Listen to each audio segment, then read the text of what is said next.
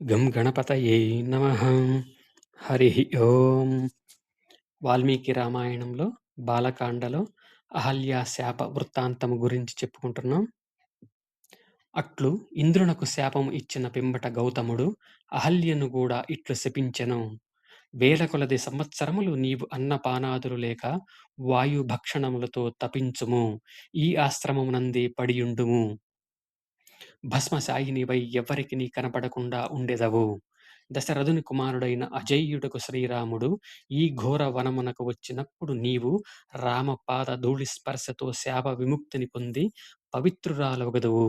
నిజస్వరూపమును పొందుదువు. ఓ దుర్వర్తనురాలా, శ్రీరామునకు అతిథి సత్కారములు నెరిపిన పిమ్మట లోభమోహములు నశించి సంతోషముతో నన్ను చేరెదవు. మహా తేజస్వి అయిన గౌతముడు అహల్యతో ఇట్లు పలికిన పిమ్మట ఈ ఆశ్రమమును వీడెను.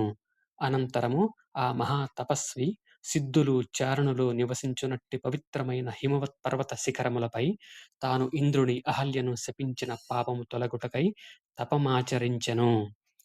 వృషణములను కోల్పోయిన ఇంద్రుడు దీనవదనుడై మహర్షులతోడను చారణులతోడను గూడియున్న అగ్ని మొదలగు దేవతలతో ఇట్లనెను. మహాత్ముడైన గౌతమునకు కోపము తెప్పించి ఆయన తపస్సును భంగపరచితిని. ఆ విధముగా నేను దేవకార్యమును నెరవేర్చితిని. గౌతమముని శాప కారణముగా నేను అఫలుడనైతిని. అహల్య తన భర్తచే నిరాకరింపబడి ఆకారమును కోల్పోయెను. క్రుద్ధుడైన ఆ ముని మమ్ములను శపించుటచే ఆయన తపశ్శక్తి నష్టమయ్యెను. అందువలన ఓ సమస్త దేవతలారా, మహర్షులారా, చారణులారా, గౌతమముని తపస్సును భంగపరచి దేవతలకు సహాయపడిన నాకు మీరందరును వృషణములు వచ్చునట్లు చేయుడు.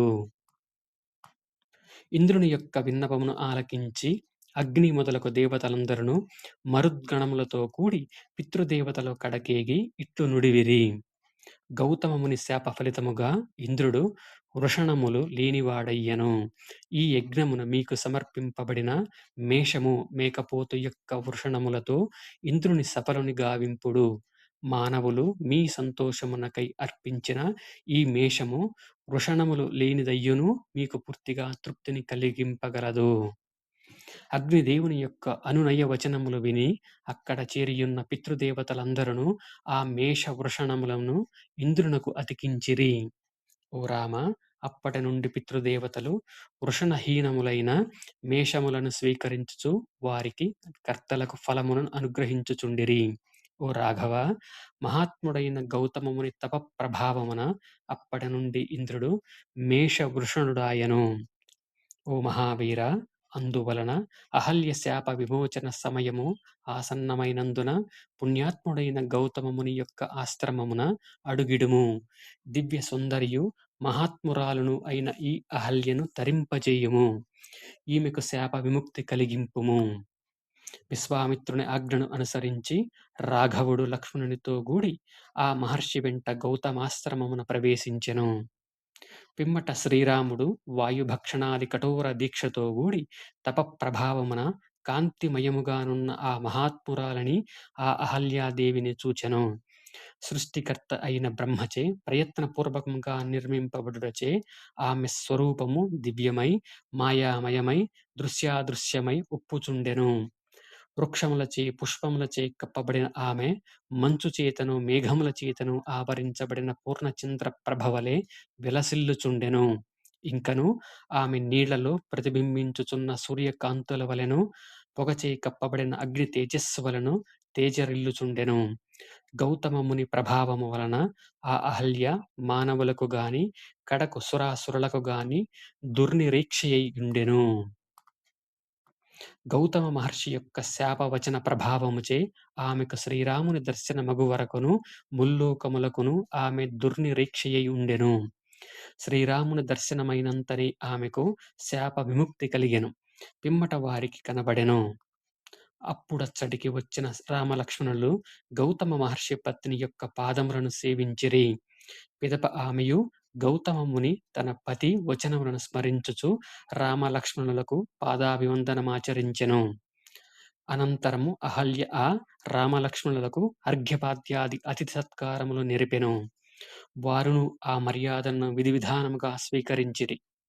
పిమ్మట దేవతలు దుందుభులను మ్రోగించుచు పుష్పవృష్టిని కురిపించిరి. గంధర్వులు గానమునర్చిరి. అప్సరసలు నృత్యములు చేసిరి. తమ ఆశ్రమమునకు శ్రీరాముడు విచ్చేసిన విషయమును గ్రహించి గౌతమ మహర్షియు అచ్చటికి చేరెను. తపోబలముచే పవిత్రురాలై పతిచెంత చేరిన ఆ అహల్యాదేవిని బాగు బాగు అని ప్రశంసించుచు దేవతలు ఆమెను పూజించిరి. మహాతపస్వియు తేజస్వియు అయిన గౌతముడును అహల్యా సహితుడై విధి విధానముగా భక్తి శ్రద్ధలతో శ్రీరాముని పూజించి పరమానంద భరితుడాయెను. పిమ్మట ఆ ముని ఆ ఆశ్రమమునందే తపోనిమగ్నుడయ్యెను.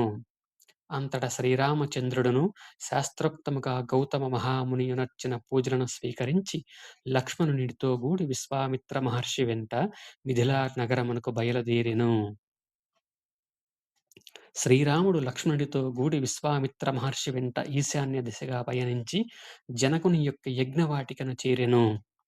లక్ష్మణుడితో గూడియున్న శ్రీరామచంద్రుడు విశ్వామిత్ర మహామునితో ఇట్లనెను: మహాత్ముడైన జనకుని యజ్ఞ సంభారములు సమృద్ధిగా చక్కగానున్నవి. ఓ మహాత్మా, నానా దేశ నివాసులు వేద పండితులు అయిన వేల కొలది బ్రాహ్మణులు ఇచ్చట కలరు. ఈ ప్రదేశము ఋషి నివాసములతోడను వందల కొలది బండ్లతోడను నిండియున్నది. కావున ఓ బ్రహ్మర్షి, మనము నివసింపదగు ప్రదేశమును నిర్ణయింపుడు. విశ్వామిత్ర మహాముని శ్రీరాముని మాటలను ఆలకించి జల సౌకర్యము గల ఒక నిర్జన ప్రశాంత ప్రదేశమును తమకు బసగా నిర్ణయించెను. అంతటా జనక మహారాజు అచ్చటికి విశ్వామిత్రుడు అరుదించినట్లుగా విని వెంటనే తనకు పూజ్యుడు పురోహితుడు అయిన శతానంద మహర్షిని ముందిండుకొని వినమ్రతతో ఆ మునికటకు ఏతించెను. వెంటనే మహాత్ములైన ఋత్విజులు విశ్వామిత్ర మహర్షికి అర్ఘ్యపాద్యాలికములతో విద్యుక్తముగా అతిథి సత్కారములు నిరిపిరి. విశ్వామిత్రుడు జనక మహారాజు అనర్చిన అతిథి మర్యాదలను స్వీకరించి రాజుగారి కుశలమును గూర్చియు యజ్ఞము నిర్విఘ్నముగా జరుగుచున్న విషయమును గురించియు అడిగెను.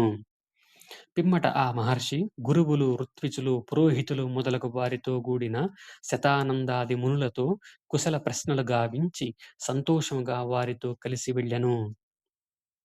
అంతట జనకుడు అంజలి ఘటించి విశ్వామిత్రునితో, మహాత్మా, ఈ మునీశ్వరులతో గూడి ఆసనమును అలంకరింపుడు అని పలికెను. విశ్వామిత్రుడు జనకుని వచనములను విని ఆసీనుడయ్యెను. పిమ్మట రాజు కూడా పురోహితులతో ఋత్విజులతో మంత్రులతో గూడి ఉపవిష్టుడయ్యెను. అందరును తమ తమ యోగ్యతలను అనుసరించి ఆసీనులైన పిదప జనక మహారాజు వారినంతరినీ కలియజూచి విశ్వామిత్ర మహర్షితో ఇట్లు నుడివెను: ఓ మహర్షి, దైవానుగ్రహముచే నేడు నా యజ్ఞమునకు సమగ్రత చేకూరినది, సాఫల్యము సిద్ధించినది. నేడు మహర్షి సత్తములైన మీ దర్శనము లభించుటయే నా యజ్ఞ ఫలముగా భావింతును. ఓ మునీశ్వర, ఓ బ్రహ్మర్షి, మునీశ్వరులతో గూడి మీరు నన్ను అనుగ్రహించి ఈ యజ్ఞవాటికకు విచ్చెయ్యుట వలన నేను ధన్యుడనైతిని. ఓ బ్రహ్మర్షి, యజ్ఞ విధులైన ఋత్విజులు ఇక 12 దినములకు యజ్ఞము పరిసమాప్తమగును అని తెలిపిరి. అప్పుడు యజ్ఞాంత సమయమున హవిర్భాగములను స్వీకరించుటకై వచ్చెడి దేవతలను మీరును చూడవచ్చును. మునీశ్వరునితో ఇట్లు పలికిన పిమ్మట జనక మహారాజు దోసిలొగ్గి నమస్కరించి మిక్కిలి సంతోషముతో ఆయనను మరలా ఇట్లు ప్రశ్నించెను: మీ వెంటనున్న ఈ చిన్నారులు దేవతలతో సమానమైన పరాక్రమం గలవారు, వీరులు, గజసింహ శార్ధూల వృషభముల వలె గంభీర గమనులు, తామర రేకుల వలె విశాలమైన కన్నులు గలవారు, ఖడ్గములను తూణీరములను ధనుర్బాణములను ధరించి ఉన్నవారు, అశ్విని దేవతల వలె స్ఫురద్రూపులు, యవ్వనమున అడుగిడుచున్నవారు, దైవవశమున దివి నుండి భువికి దిగి వచ్చిన దేవతల వలెనున్న వీరు కాలి నడకతో ఎట్లు వచ్చిరి, ఎందులకు విచ్చేసిరి? ఓ మహర్షి, వీరు ఎవరివారు? ఓ మహాముని, ఉత్తమాయుధములను ధరించియున్న ఈ వీరులు ఎవరి కుమారులు? సూర్యచంద్రులు ఆకాశమున వలె వీరు ఈ దేశమున వెలుగులను నింపుచున్నారు. ప్రమాణమునందును మనోభావముల యందును చేష్టల యందును ఒకరినొకరు పోలియున్నారు.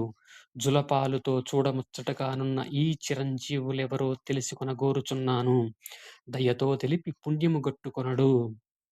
మహా తేజస్వైన విశ్వామిత్ర మహాముని మహాత్ముడైన జనకుని వచనములను విని రామలక్ష్మణులను గూర్చి ఇట్లు వివరించెను.